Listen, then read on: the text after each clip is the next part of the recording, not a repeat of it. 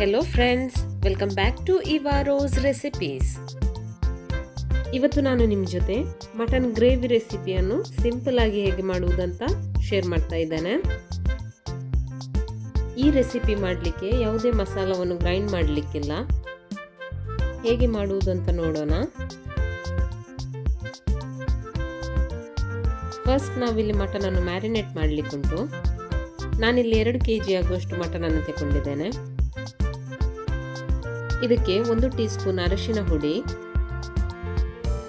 2 table spoon ಮೆಣಸಿನ ಹುಡಿಯನ್ನು ಹಾಕ್ತಾ ಇದ್ದೇನೆ. 2 ಟೇಬಲ್ ಸ್ಪೂನ್ ಕೊತ್ತಂಬರಿ ಹುಡಿ, 1 ಟೇಬಲ್ ಸ್ಪೂನ್ ಜೀರಿಗೆ ಹುಡಿ ಹಾಗೂ ರುಚಿಗೆ ತಕ್ಕಷ್ಟು ಉಪ್ಪನ್ನು ಹಾಕಿ ಚೆನ್ನಾಗಿ ಮಿಕ್ಸ್ ಮಾಡಿಕೊಳ್ತಾ ಇದ್ದೇನೆ.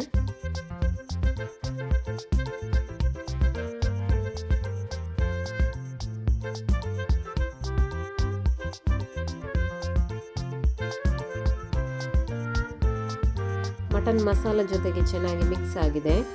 ಇದನ್ನು ಅರ್ಧ ಗಂಟೆ ಮ್ಯಾರಿನೇಟ್ ಆಗಲಿಕ್ಕೆ ಇಡ್ತಾ ಇದ್ದೇನೆ. ನಾನಿಲ್ಲಿ ಕುಕ್ಕರನ್ನು ಮೀಡಿಯಂ ಫ್ಲೇಮಲ್ಲಿ ಇಟ್ಟು 2 ಟೇಬಲ್ ಸ್ಪೂನ್ ತುಪ್ಪವನ್ನು ಹಾಕ್ತಾ ಇದ್ದೇನೆ. ತುಪ್ಪ ಚೆನ್ನಾಗಿ ಬಿಸಿ ಆದಮೇಲೆ 4 ಈರುಳ್ಳಿಯನ್ನು ಸ್ಲೈಸ್ ಕಟ್ ಮಾಡಿ ಹಾಕ್ತಾ ಇದ್ದೇನೆ.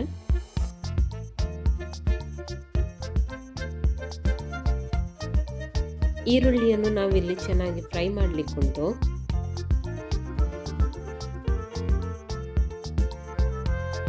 ಇದರ ಕಲರ್ ಚೇಂಜ್ ಆಗುವವರೆಗೆ ನಾವು ಇದನ್ನು ಫ್ರೈ ಮಾಡಬೇಕು.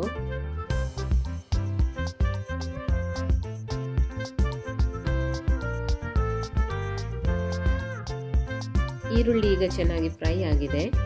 ಇದಕ್ಕೆ 1 ಟೇಬಲ್ ಸ್ಪೂನ್ ಶುಂಠಿ ಬೆಳ್ಳುಳ್ಳಿ ಪೇಸ್ಟ್ ಅನ್ನು ಹಾಕ್ತಾ ಇದ್ದೇನೆ ಹಾಗೂ 4 ಹಸಿಮೆಣಸನ್ನು ಕಟ್ ಮಾಡಿ ಹಾಕ್ತಾ ಇದ್ದೇನೆ.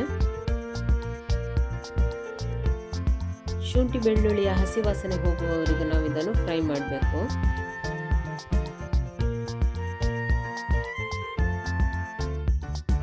ನಾನಿಲ್ಲಿ ಟೊಮೆಟೊ ಪ್ಯೂರೆಯನ್ನು ರೆಡಿ ಮಾಡ್ತಾ ಇದ್ದೇನೆ.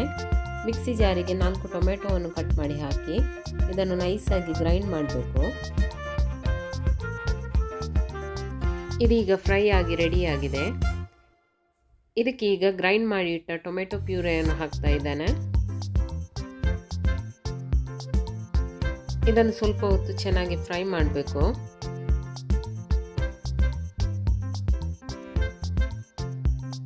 ಇದರ ಹಸಿ ವಾಸನೆ ಹೋಗುವವರೆಗೂ ನಾವು ಇದನ್ನು ಚೆನ್ನಾಗಿ ಫ್ರೈ ಮಾಡಲಿಕ್ಕುಂಟು.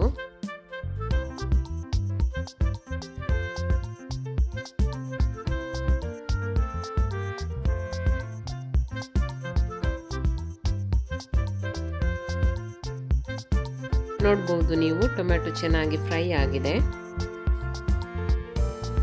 ಇದಕ್ಕೆ ಈಗ ಮ್ಯಾರಿನೇಟ್ ಮಾಡಿ ಇಟ್ಟ ಮಟನ್ ಅನ್ನು ಹಾಕ್ತಾ ಇದ್ದೇನೆ. 1 tea spoon garam masala powder ಅನ್ನು ಸೇರಿಸಿ ಚೆನ್ನಾಗಿ ಮಿಕ್ಸ್ ಮಾಡಿಕೊಳ್ತಾ ಇದ್ದೇನೆ.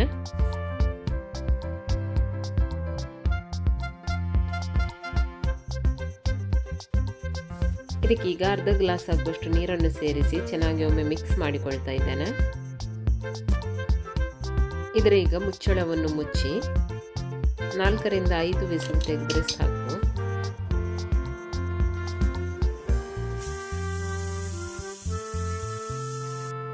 ಕುಕ್ಕರಿನ ಪ್ರೆಷರ್ ಕಂಪ್ಲೀಟ್ ಹೋದ್ಮೇಲೆ ಮುಚ್ಚಳವನ್ನು ತೆಗಿತಾ ಇದ್ದೇನೆ.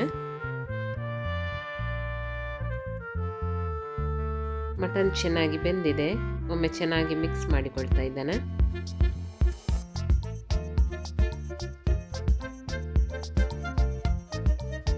ಇದಕ್ಕೆ ಈಗ 1 ಕಪ್ ಆಗುವಷ್ಟು ತೆಂಗಿನ ಹಾಲನ್ನು ಸೇರಿಸ್ತಾ ಇದ್ದೇನೆ. ಚೆನ್ನಾಗಿ ಒಮ್ಮೆ ಮಿಕ್ಸ್ ಮಾಡಿ ಇದನ್ನು ಕುದಿ ಬರಲಿಕ್ಕೆ ಇಡ್ತಾ ಇದ್ದೇನೆ.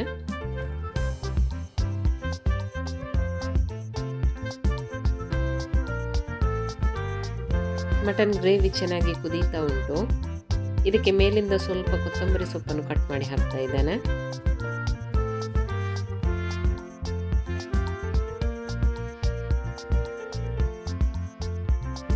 ತುಂಬಾ ಟೇಸ್ಟಿಯಾದ ಹಾಗೂ ಬೇಗನೆ ಆಗುವಂತಹ ಮಟನ್ ಗ್ರೇವಿ ಈಗ ರೆಡಿಯಾಗಿದೆ.